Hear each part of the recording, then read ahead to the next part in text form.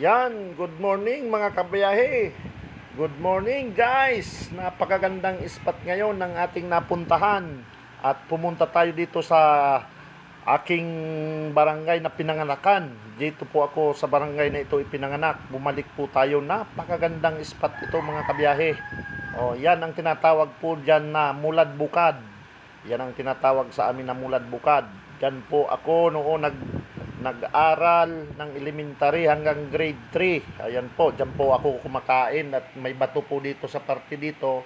Pag tuwing kakain kami sa tanghalian at may mga baon kami nakabalot sa dahon, dyan kami umiinom. Sobrang sarap po ng tubig niyan. Pag pwedeng inumin po yan. Yan ang tinatawag Mulad Bukad. Tingnan mo naman po at bumubulak yung tubig galing sa ilalim po yan. Sa ilalim, napakalinaw po.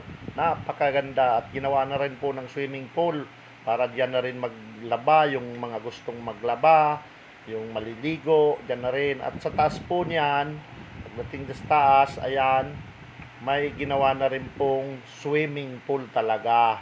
O, sa lahat, kaya po yung mga gustong mag-swimming dito na po kayo pumunta sa Bulolo, Ginubatan, Albay. Napakaganda po. 50 pesos lang ang entrance. Sa bata po 15 pesos. Ayan, napakaganda po.